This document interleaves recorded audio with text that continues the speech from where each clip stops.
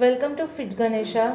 સરગવાનું soup બનાવવા માટે સરગવાને ધોઈને આ રીતે કાપી દઈશું. સરગવાને આપણે છોલી દેવાનો છે મોટો મોટો આ રીતે. સરગવો છે એ બેસ્ટ છે હાડકાને મજબૂત કરવા માટે, ઘૂંટણના દુખાવા માટે. ખાસ જેને ઘૂંટણનો દુખાવો હોય એને તો રોજ સરગવો લેવો જોઈએ, 1 થી 2 સ્ટીક સરગવાની. તો તેને ઘૂંટણના દુખાવામાં ઘણી રાહત મળશે. તો આ જ રીતે આપણે બધા જ સરગવા છોલી દેવાના છે. સરગવામાં સૌથી વધારે પ્રમાણમાં કેલ્શિયમ અને આયર્નનું પ્રમાણ સૌથી વધુ હોય છે. તે સિવાય સરગવામાં વિટામિન એ, વિટામિન સીની પણ સારી એવી માત્રા મળી રહે છે. અને સરગવામાં ખૂબ જ વધુ પ્રમાણમાં એન્ટીઓક્સિડન્ટ્સ મળે છે. એન્ટીઓક્સિડન્ટ્સ છે એ આપણી શરીરની એજિંગ પ્રોસેસને ધીમી કરે છે અને સાથે જ ઘણા બધા રોગોથી બચાવે છે આપણા શરીરને. ફ્રી રેડિકલ્સની સામે જો બેલેન્સ કરવા જરૂરી વસ્તુ હોય તો એ એન્ટીઓક્સિડન્ટ્સ જે સરગવામાંથી સારા એવા પ્રમાણમાં મળે છે.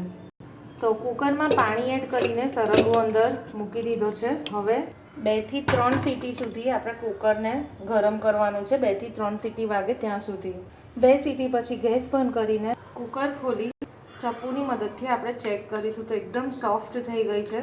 સરગવો એકદમ સરસ બફાઈ ગયો છે. હવે જ્યુસ બનાવવા માટે એક સરગવામાંથી આપણે પલ્પ કાઢવાની જરૂર નથી, કારણ કે બહુ જ ટાઈમ કન્ઝ્યુમ થશે. એટલે આપણે એકાદ સીટી વધારે મારશો એટલે સરગવો છે એકદમ સરસ બફાઈ જશે. હવે આપણે બ્લેન્ડર ફેરવી દઈશું અથવા તો મિક્સર ફેરવી દઈશું. આ જે છે એકદમ સરળ રીત છે, આપણને જરાય આળસ ના આવે બનાવવામાં. અથવા તો જ્યુસ ના બનાવવો હોય તો ખાલી આ સરગવો છે એને આપણે થોડો ઠંડો થાય એટલે ચૂસી દેવાનો અને પાણી જે હતું આની પહેલાં વાટતા પહેલાં એ પાણી આપણે થોડું ઠંડુ થાય, હનાયું થાય એટલે પી જવાનું. તો એ રીતે પણ ચાલે.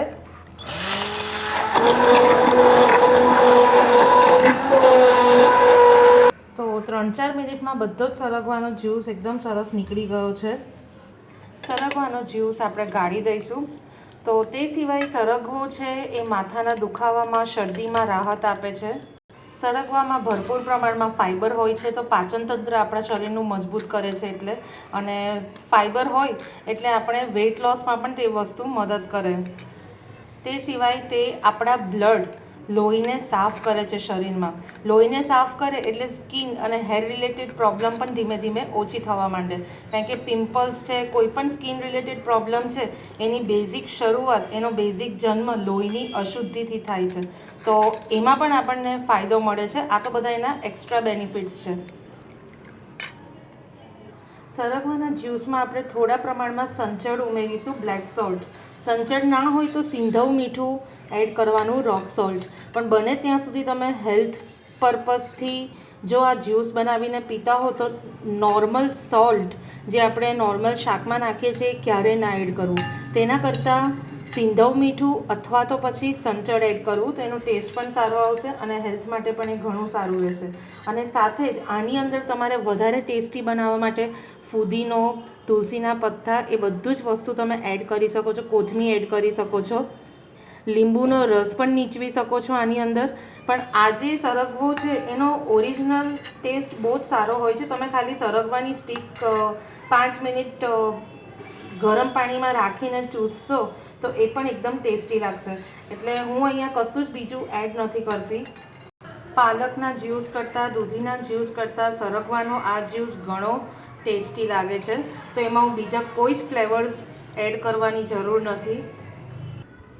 તે સિવાય આ જ જ્યુસ તમે નાના બાળકોને પણ આપી શકો છો. એમના માટે પણ બહુ જ સારું.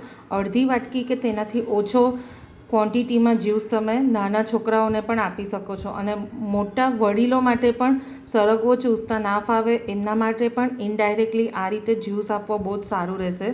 કારણ કે સરગવામાં વિટામિન સી એ લીંબુ કરતાં વધારે હોય છે. કેલ્શિયમ એ દૂધ કરતાં પણ વધારે મળે છે. અને વિટામિન એ ગાજર કરતાં પણ વધારે આની અંદર રહેલું હોય છે. તો ઘૂંટણના દુખાવો જેને રહેતો હોય, હાડકા રિલેટેડ પ્રોબ્લેમ હોય તો તેમના માટે મિરેકલ જ્યુસ એટલે આ સરગવાનો જ્યુસ અથવા તો બાફેલી સરગવો આ તમારે ખાસ લેવું જોઈએ જેને પણ આવી તકલીફો હોય. અને આ સરગવાનો એકદમ યુનિક ટેસ્ટ હોય છે, કડવો પણ નથી હોતો, મીઠો પણ નથી હોતો, ખાટો પણ નથી હોતો, એટલે ભાવે બધાને જ, નાના મોટા બધાને ભાવે એવો ટેસ્ટ હોય છે.